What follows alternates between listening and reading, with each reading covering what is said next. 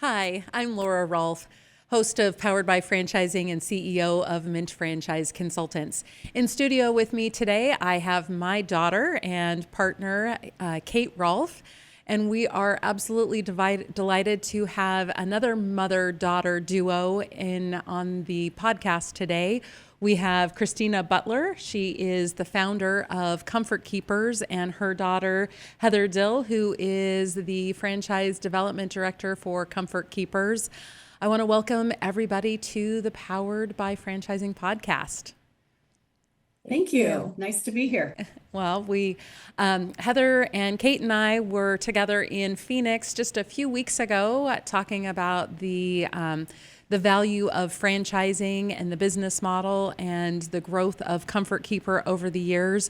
Heather shared a little bit about the founder story, your story, Kristina, and how she helped with the naming of Comfort Keepers back a while ago. So we're going to dig into that a little bit.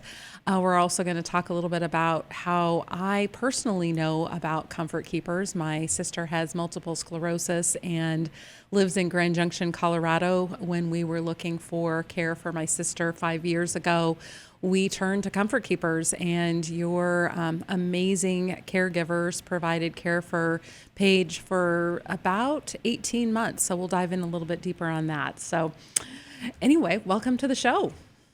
Thank you. We're excited to be here. And I love that we have two mother-daughter powerhouse teams on today. So Kristina, take us back to the beginning. What inspired you to create Comfort Keepers, and what problem were you trying to solve in the senior industry? All right. Well, thank you again for having us on today. And Comfort Keepers goes back to early 1998. And at that time, I was working at the hospital in a very small town called Springfield, Ohio. And I was working in the home care department. And a lot of times when I would go out to see my clients, many times people would ask me, Chris, could you stop at the grocery store and pick me up, bread, milk, eggs, whatever was, their flavor of the day. Or they would say, oh, my laundry is in the basement. Would you mind going and getting my laundry out for me? Or what really touched me was when they would say things like, would you just sit and speak with me today and just hold my hand, because you're the only person that I see come in and out of here, maybe in 5, 6, 7 days.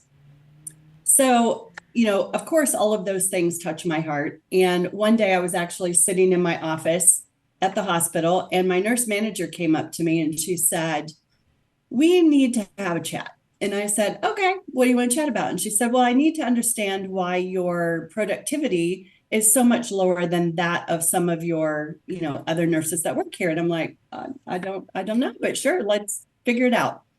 So the next day she came and sat with me, and we had little cubicles. And so she's sitting with me and she said, I'm just here to observe. I want you just to do your day as you normally would do it.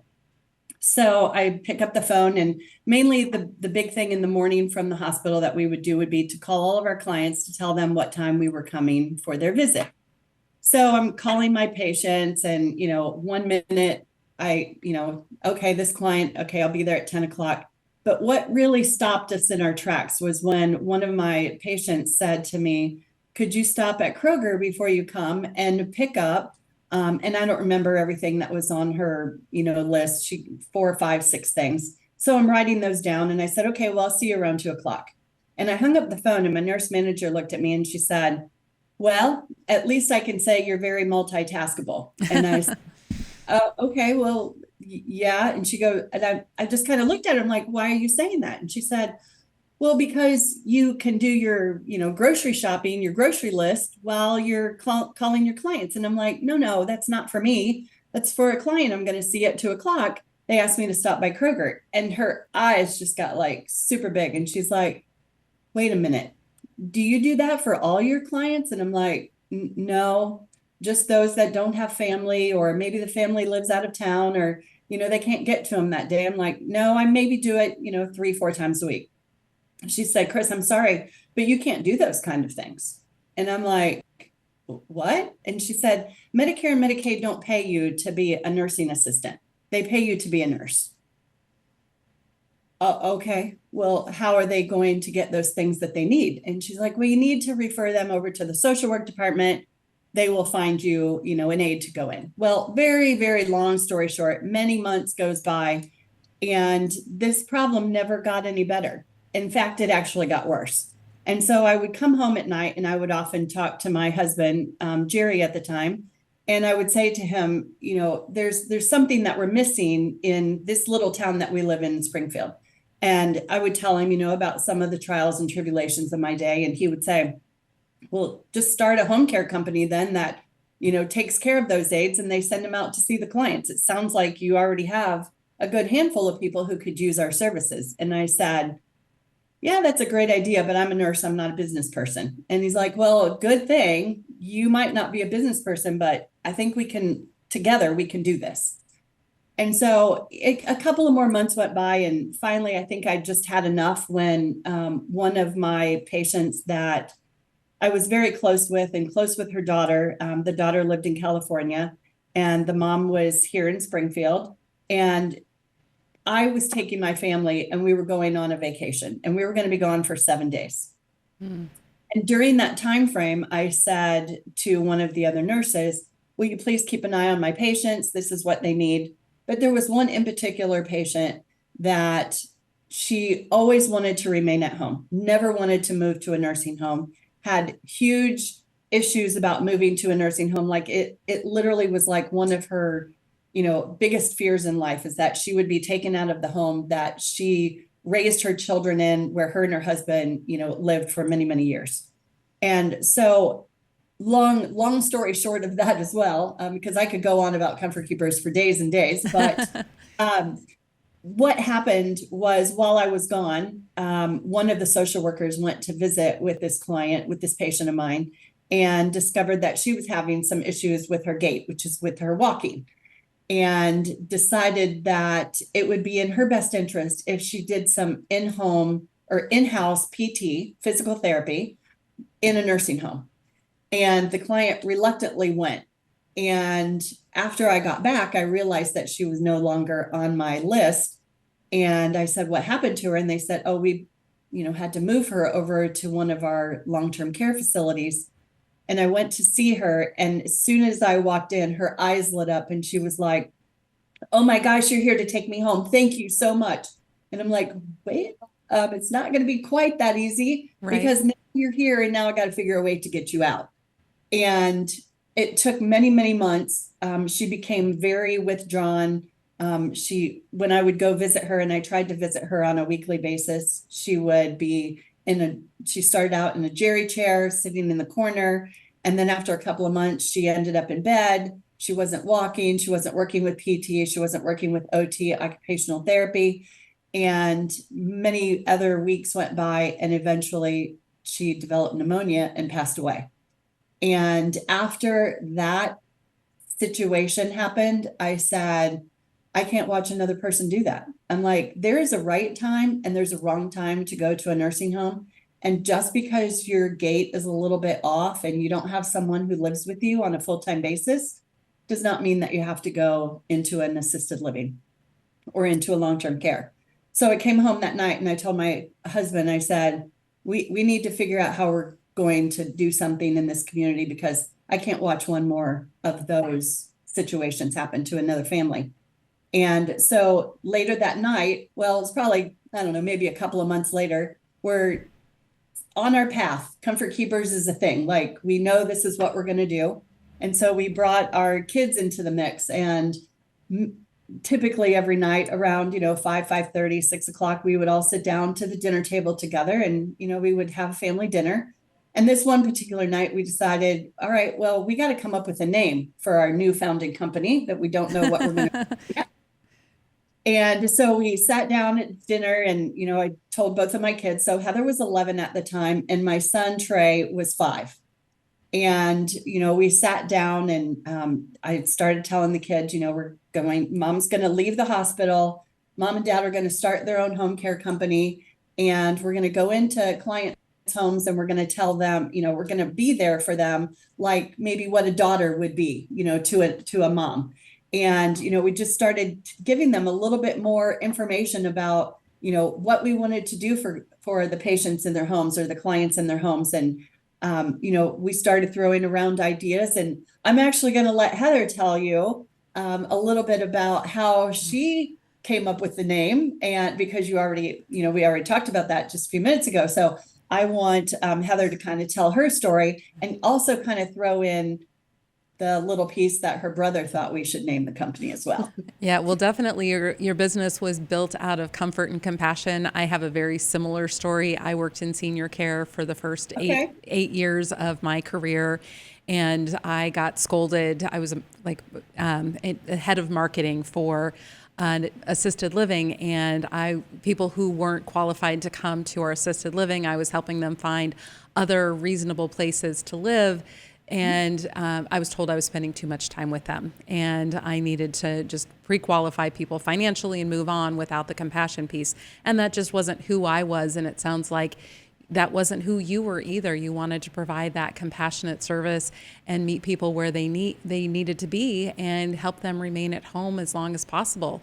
Because we all know once people transition to an assisted living or a nursing home, they decline rather rapidly. So, grateful for your community that helped you find that need. So, Yeah. Yeah. Heather, why don't you tell us about how you came up with the idea for Comfort Keepers? Yeah, so at that same family dinner table my mom was sharing about, was throwing out the concept of the business, and I guess I have some marketing knacks in me, and I said, well, so you're gonna take care of people in their homes and keep them comfortable. Why don't we name it Comfort Keepers? And my brother, who was 5 at the time, said, well, how about we name it Seniors Are Us? So, they strongly debated about those two names for quite a while and landed on Comfort Keepers. So that's where we went. Yeah. Well, we know where his head was at, clearly. Well, I think it's because earlier that day, I believe it was either that day or the day before, we had made a trip to Toys R Us when Toys R Us was a thing. So I think he still had that concept still kind of in his head. So.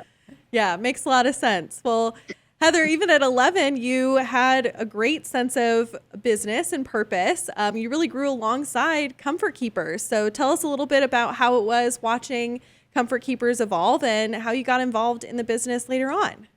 Yeah, absolutely. So, growing up with Comfort Keepers being kind of center stage in our lives, it was amazing. I don't think that we thought Comfort Keepers would grow into what it became today. We were just helping a small portion of our population. And then, things kind of expanded really quickly. So, I still remember kind of the early days of the business where there would be caregivers come. That office was ran in our home initially, and there'd be caregivers coming into our dining room for interviews and orientation. And I would be the first person to volunteer to help out where I could. Hey, can I make a copy of this? Can I talk to this person? Can I answer the phone?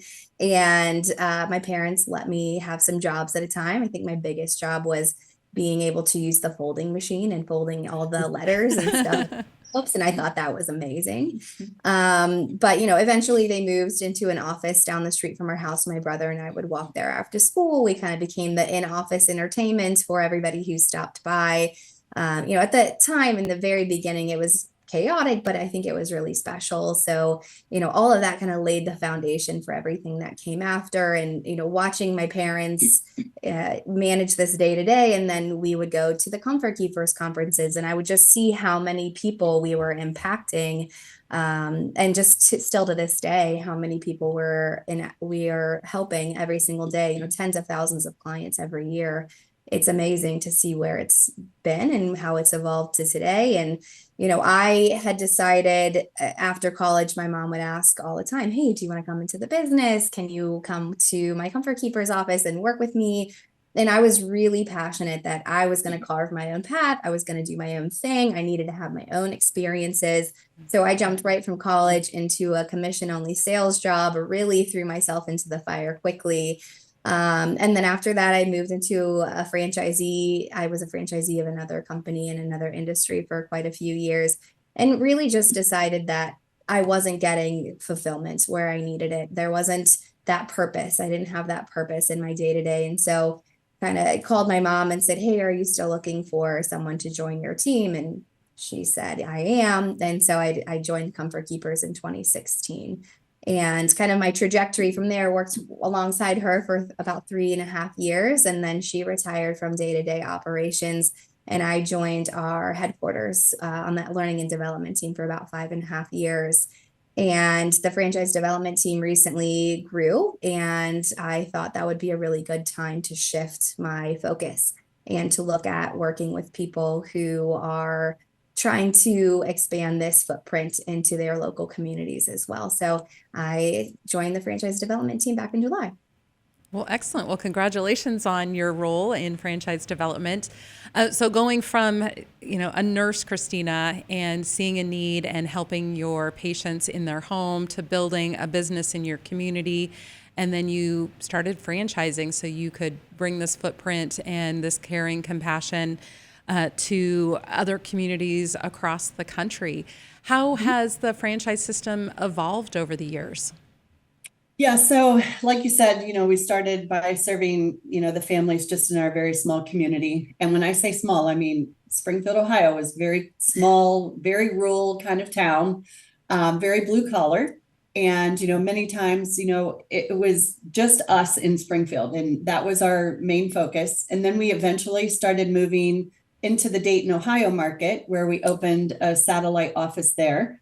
And it was probably about 8-10 months after we opened our office, or after we opened Comfort Keepers, that we started getting phone calls from, people across the country saying, "Hey, I was just in, Dayton, or I was just in Springfield, and I saw, an advertisement for Comfort Keepers. Do you have anything like that in our hometown?" And unfortunately, at the time, we did not. And we really weren't sure back then, how to refer people to other agencies, because back in 1998, there was just a handful of home care agencies. So what we did was, we kind of sat down one day and we decided we probably need to start thinking about taking this to the next level. And that next level was franchising. And we did it in a very unorthodox way, if you will. So our office was still at our home at the time. And my husband, Jerry, he says, "I think we need to start franchising." And I said, "Yeah, I think so. But I think right now, I still want to focus on trying to grow the local market and make a bigger local presence." And he's like, "All right, you do that, and I'm going to work on franchising."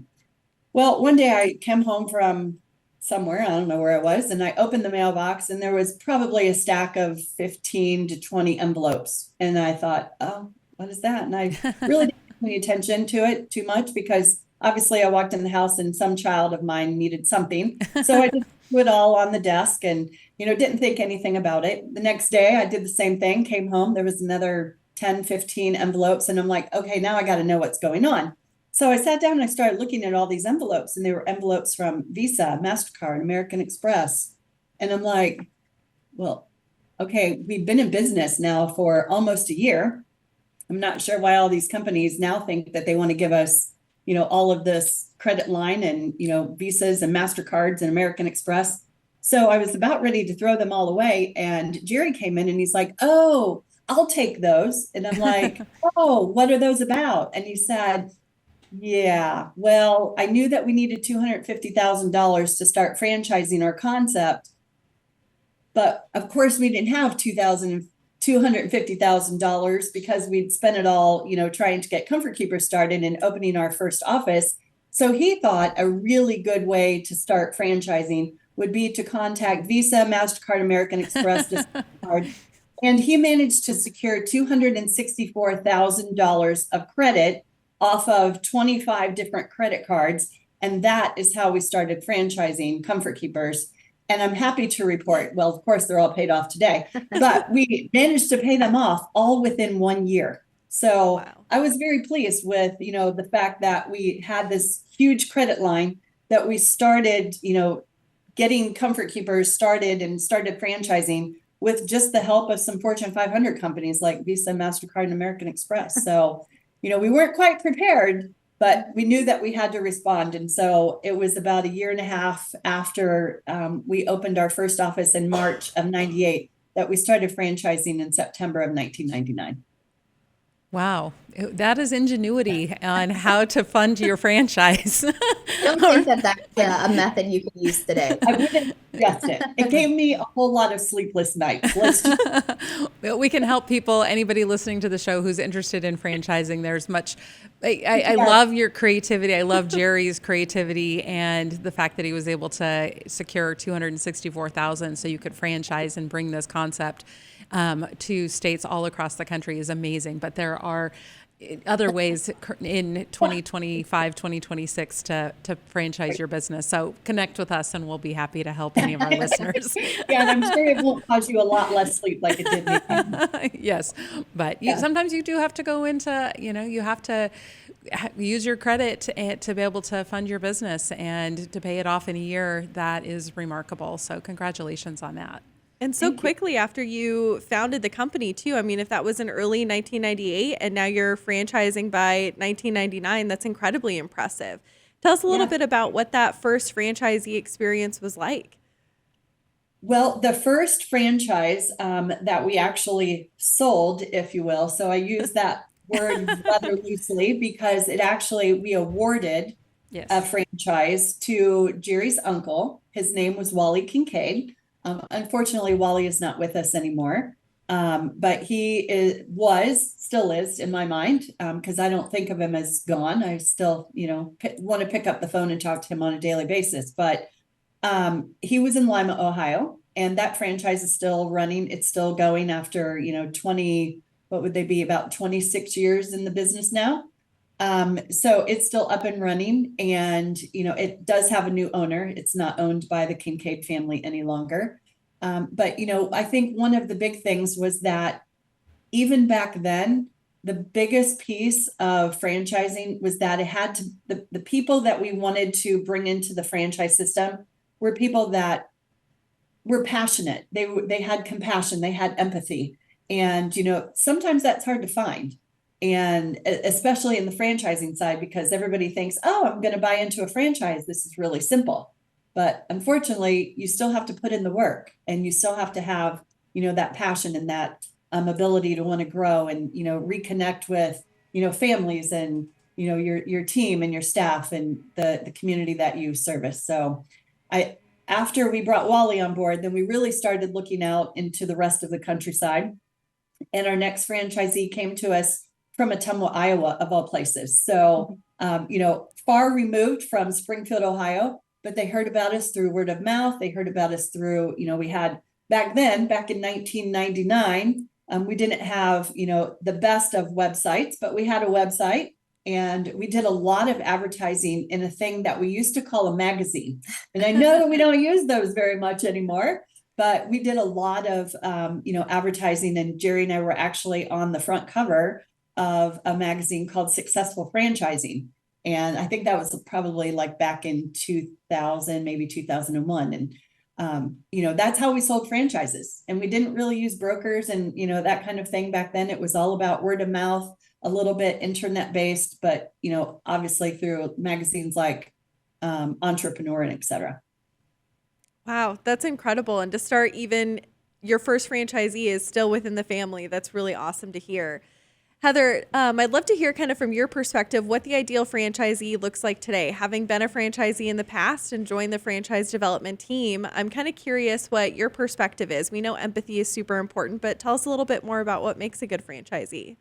Yeah, absolutely. So, I get that question a lot. Who's the ideal franchisee? And I always say that it's not about, your specific resume. It's really about a mindset. Our most successful owners are coming from all kinds of backgrounds, whether that be corporate job, education, IT. But what they all have in common is really that people first leadership. They understand that caregivers are really the heart of this business. So they lead by example. They're going to create a culture of respect and support and recognition. And that really starts from the top. And then it's trickled down throughout the team, and the team really feels that experience. So you don't need a healthcare background, you don't need clinical experience, but you do need that strong sense of purpose, and you need a willingness to engage in your community, and the ability to lead with that empathy piece is really important. So if you can build and nurture a team and connect with families and stay committed to having high standards, you'll do well in the business. And ultimately, this relationship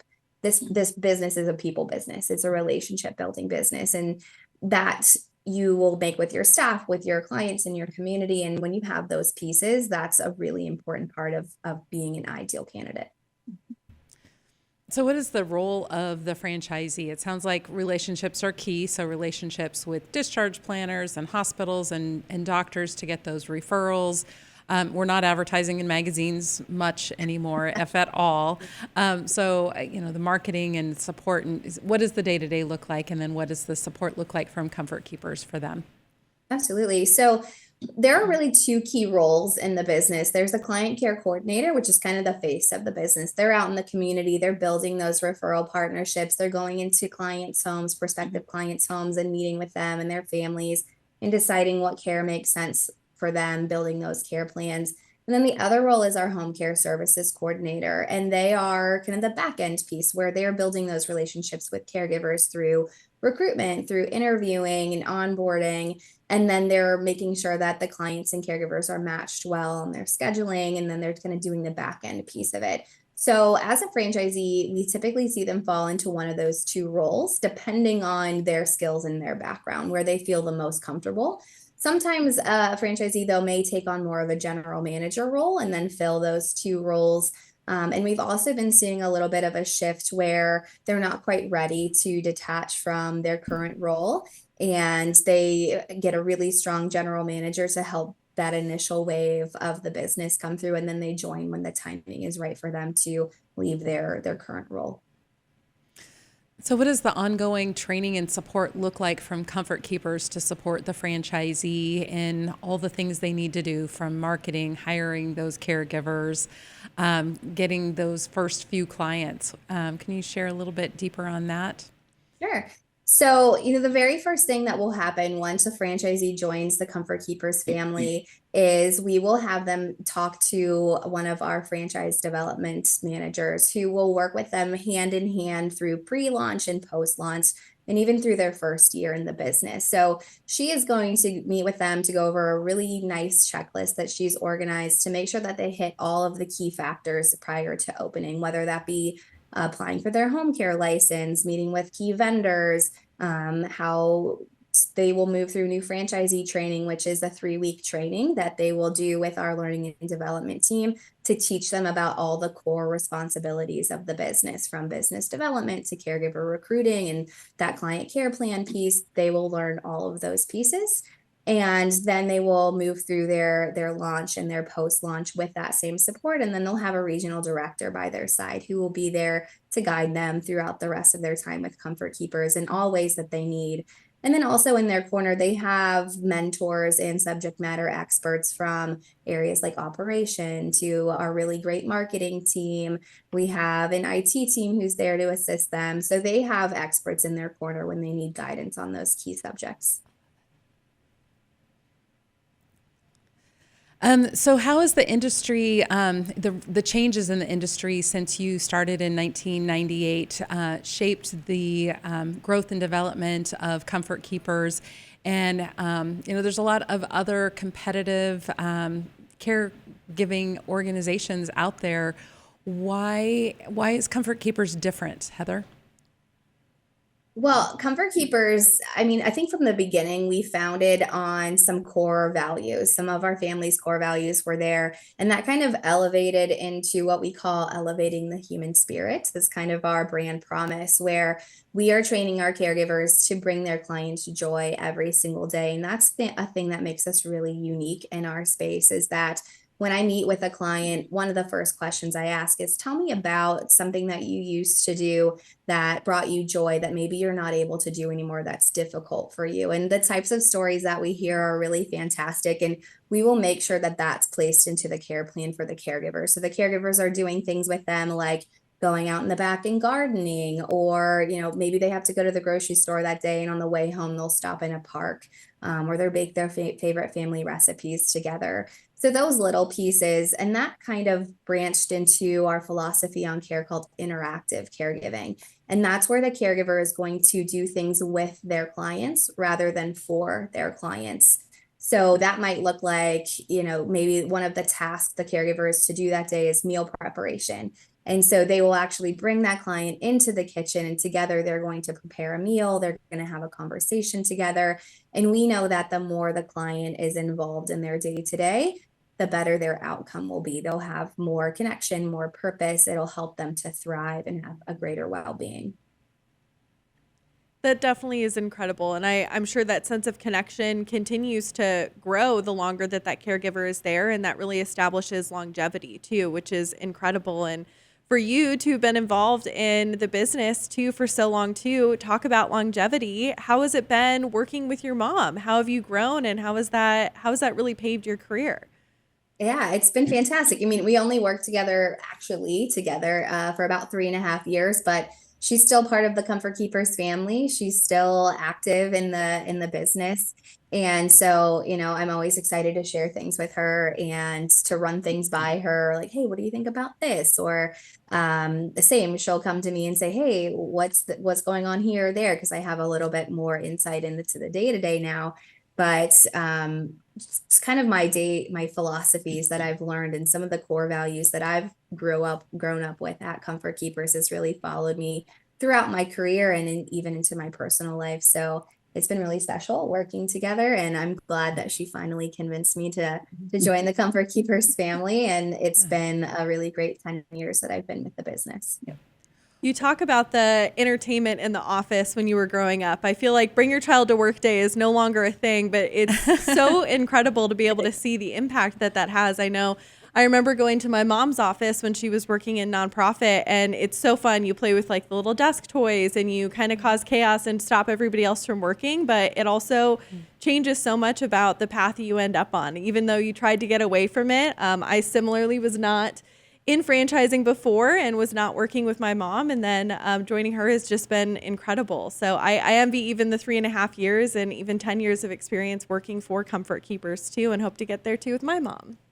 Yeah, there you Sure go. will. It was fun many years ago when we were, starting the franchise side, and we would go home after school and pick up the kids. And usually, we would have something to do back at the office. So we would, bring them along and usually go through their favorite fast food drive-through and, bring them some food. And I just remember many times we were in a 6 or 7-story office building, and everybody had gone home at night, but it was just us in the office, and the kids would play in the elevator. They would have races down the hallway with the not the luggage carts, but the like the little carts and stuff that we'd use to bring in. Yeah, the mail carts and stuff. And those are just priceless memories that, I'm so glad I got to experience that. And, my kids got to grow up in the business that way. So a lot of fun.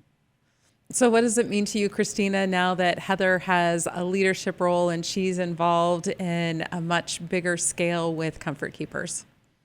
I'm extremely proud of her. So, when she started with me in the office, not only did I get her, but she also gave me my first grandchild. So many times, Dad would be out doing something else. So she would bring Finley into the office, and I have many memories of him in the office playing with the phones and, pretending he was going to answer the phone. And, so I've watched her grow over, many years ago when she was my general manager to where she is today. And I think where she really found her stride was when she worked in the L&D team, and the things that I saw her do, I was just in awe. And I was like, oh my God, how did you learn that? Or where did you? So it's like every time I have a question about how to make something, or if I get stuck on something, or I'm typing a whole email and, something disappears, I call him like, how do I get that back? It's one of those things that I couldn't be more proud of her. And, I'm glad that she's still within the system that I created almost 28 years ago. And, I hope that someday, she can either still be with Comfort Keepers in another 28 years, or maybe someday venture out and do something, completely on her own. So very proud of her. Well, and it shows, absolutely. And yes, the technology ability of our kids helps tremendously, because I can't even begin to start how many times Kate has helped me with emails or getting something back or organizing systems that it's not in my wheelhouse, but certainly in hers.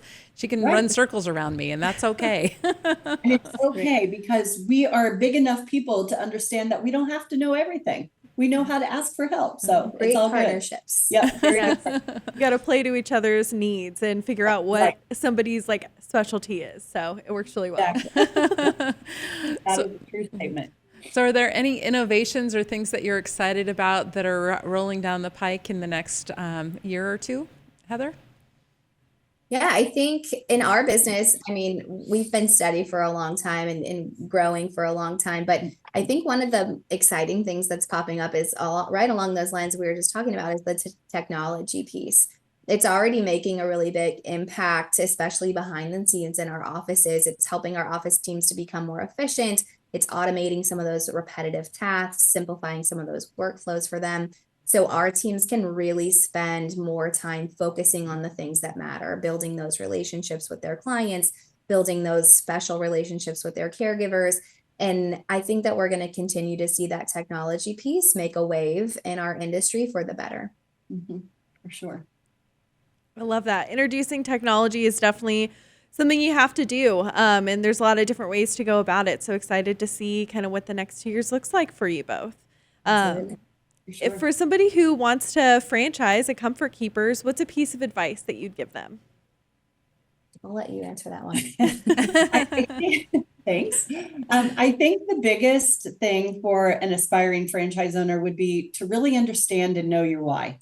When I ran my own Comfort Keepers offices, and I had 5 of them, whenever we got to a sticking point in the day, I would just sit them down and say, forget about all the stress and the tribulations of today. Let's go back to the why. Why did I actually start Comfort Keepers? Why are you here? So, I think that bringing it into a franchise and wanting to be a franchise owner, you have to know your why. You have to know why you're here. It's not buying a job. It's not about getting the paycheck or, how much money you can make. It's truly about caring deeply about people. And, if you can really lead with your heart, then senior care, franchising is really where you should be looking. And it really can be very, very fulfilling. So, a lot of times what happens is, and something I think, that especially if you're going into a senior care franchise, is that we are serving a very fragile,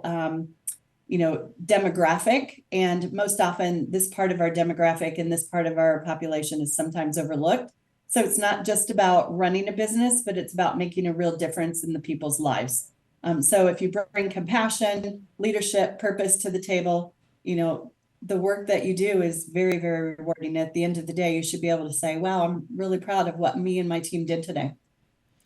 Well, Kristina, you certainly have created quite the legacy from your time at the hospital and seeing a need with your patients to you're talking to your husband about how are you going to continue to fill this need with your patients. And he pushed to create the franchise system while you built Comfort Keepers there in Springfield, Ohio. And Right. that involving both of your kids with the naming. Sorry to your son, he was not the winning name of that, but I'm sure he's followed right along and seen the family business grow into something big and beautiful to impact seniors where they live all across the U.S. Are there any final words that you would like to share with our listeners about Comfort Keepers and why they should take a look at franchising with you?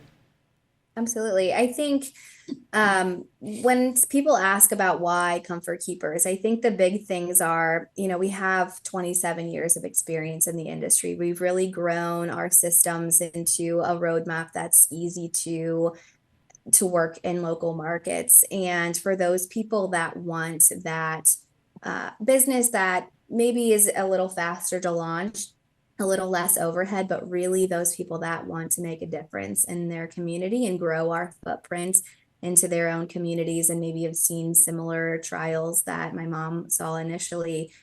This is a piece that I think is really, really important in all of our local communities. So, my lessons growing up and giving me that front row seat to where Comfort Keepers has been, it makes me really passionate about the business. And I'm always happy to talk to potential franchisees about the work that we do and how they can make that work in their own communities. Mm-hmm.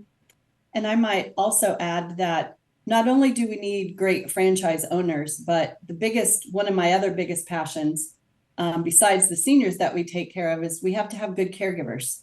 And, we wouldn't be anything today if it wasn't for the caregivers that Comfort Keepers employs. So, looking at a franchise office, yes, you have great schedulers, you have client care coordinators, you have nurses, you have a great franchise owner. But at the end of the day, it's all about our caregivers, taking care of them.